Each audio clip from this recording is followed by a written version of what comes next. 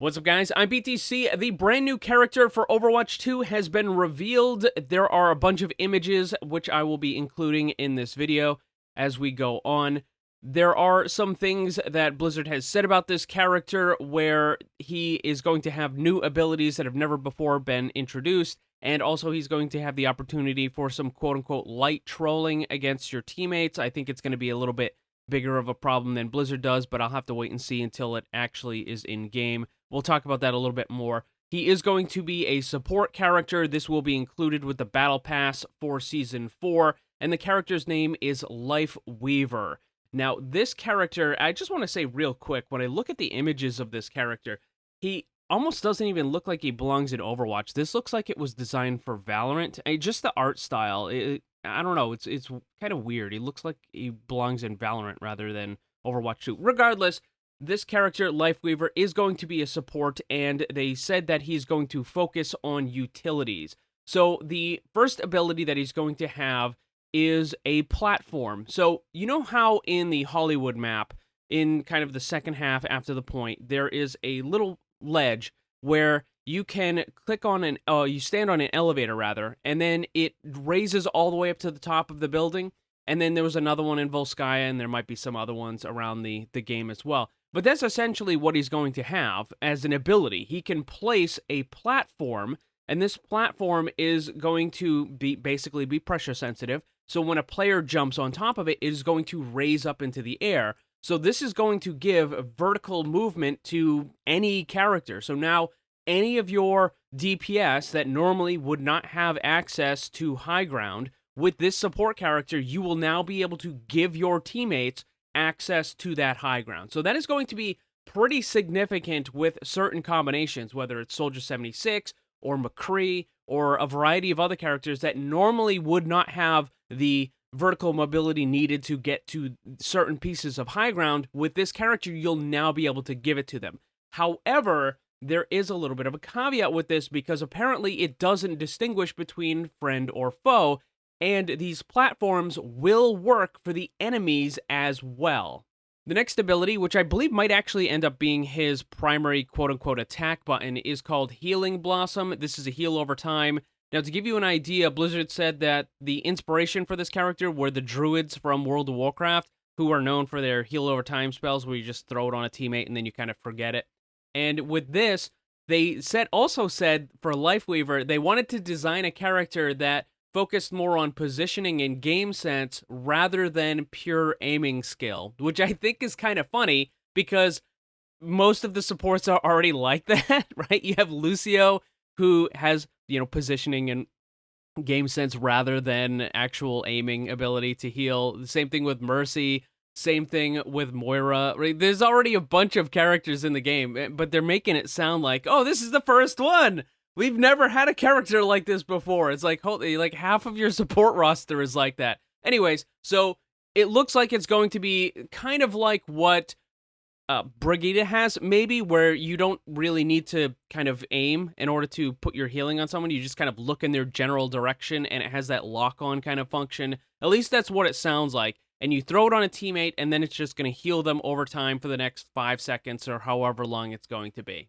Next up is his attack, his actual attack, which is called Thorn Volley, and it's a alternate primary fire that just deals damage. They said that it deals a good amount of damage, and given the name Thorn Volley, I have a feeling that it might have some sort of area effect or a cone effect to it. I'm kind of just, without actually seeing video footage of this, when they call it a Thorn Volley, I'm thinking of Kiriko's kunai, just maybe like 3 of them that get shot out at the same time in slightly different angles. That's what I'm thinking about for his primary, or, his attack ability. His next ability is called Rejuvenating Dash, which provides a small burst of passive healing to Lifeweaver himself when he's falling back or repositioning. I don't know how you would activate this, though. And then he also has a passive called Parting Gift, which triggers upon his death, causing him to drop a healing item that can be picked up by heroes on both teams. That I don't know why they would do, because essentially whoever eliminates him is going to end up picking it up, and then your teammates are never going to get it. Unless, you're taken out from super far away or something, maybe, but I don't know, it seems that just It seems like bad game design to me. He has yet another ability, and right away, I know some of you might be noticing, hang on a second, he has too many abilities and not enough buttons, but no, he actually does have all these abilities. I don't know what they're going to do, if he's going to use the interact button, or if it's going to be a Moira orb situation where you activate one and then pick which side, or it might be his attack isn't actually available all the time like Mercy, and you might have to switch to it with a different weapon type or something like that. Regardless, he does have another ability. It's called Life Grip, and this is the one that could potentially cause some problems. Blizzard said that it could allow for some light trolling. The Life Grip ability shields a targeted ally and pulls them to your location. Now, we don't know the distance on this, the range, or how much it will pull. Essentially, it is a Roadhog hook for your teammates that is also going to provide them with a little bit of a shield at the same time. And this might be really good in some situations, but I think in others, it could be really annoying. So you have a Winston that leaps into the enemy team, and while he's still in the air, your Lifeweaver grabs him and pulls him all the way back and completely ruins it. Or you could have a situation where someone gets pulled and they get dropped off a cliff. Now, they might have some sort of protection built into the game where it's not allowed to drop them off the cliff. Instead, it puts them at your feet or at the closest position to the ledge or something like that. They might have that already built in, which I have a feeling they probably did. I think that was probably one of the biggest things that they made sure you weren't able to drop them off a cliff. But you're probably going to be able to bring them right next to it, like right up to the edge. And in that case, there's still a chance that they might accidentally walk off. But just in other situations, I don't even think that intentional misuse of this ability is going to be the biggest problem. I think it's more going to be accidental misuse, where you just grab a teammate and you pull them away from where they were trying to be, and you just make the situation worse. So I will have to see how this looks in-game and how it's used, but it does seem like there are some problems potentially with this. Lastly is his ultimate, which is called Tree of Life. You place down a large tree into the map, and it will heal all teammates within the area. Now, this is a physical object, which means that it will block enemy attacks, and it also physically blocks the enemy from moving. So you can place this in a spot on a point so that you can kind of hide on the other side of it and stop yourself from taking damage. You can place this right in front of the enemy's spawn room if you're trying to capture the point and they're just, they're constantly point stalling or something like that. Something like this would have been great in 2 capture point maps, but I don't know if the enemy team can actually destroy it. I know that it blocks the attacks, but I don't know if it has a health pool yet. It might just last for a certain amount of time, or maybe it has like 5,000 health or something to that effect. Regardless, it is a physical object, and it can actually block enemies, and while it will heal your teammates who are in the area of the tree itself. Now, despite the character having a ton of abilities, the Overwatch devs have confirmed that Lifeweaver is approachable, and that the skill floor remains accessible to beginners, but it will take some time to master the character. And also I want to point out that they correctly use the term skill floor here. For some bizarre reason, Overwatch YouTubers and streamers constantly, even some of the really big ones, they constantly use the floor and ceiling, and they flip them around for some dumb reason. The skill floor is the minimum amount of skill that you need to be effective with a character.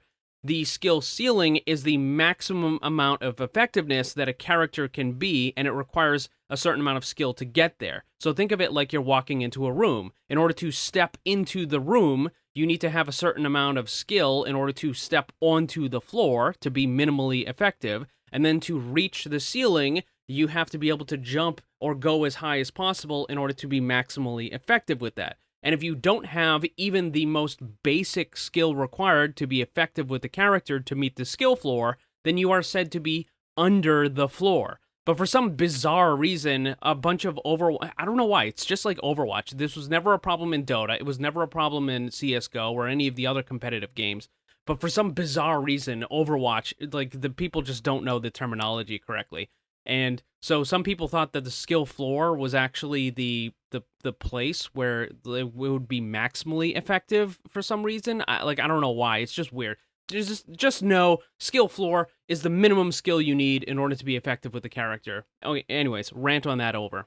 As far as lore goes, Lifeweaver is another person that works for the Vishkar Corporation alongside Symmetra, and a lot of the stuff that he's going to be using, like the shields and the teleporting and the little platform that goes up and down, all of that is going to be created using the hard light technology that we've already seen Symmetra using for, ever since the game came out. So there you go. That is Lifeweaver. He's got a ton of abilities. This is going to be a character that will be part of the Season 4 Battle Pass. What do you guys think about this character? Let me know down below. I don't ever slow up, no I don't take shit. I got no love for the fakeness. If you wanna play tough and wanna hate this, I'll always show up and make a statement. I don't ever slow up, no I don't take shit. I got no love for the fakeness. If you wanna play tough and wanna hate this, I'll always show up and make a statement. Everything I do so instinctive.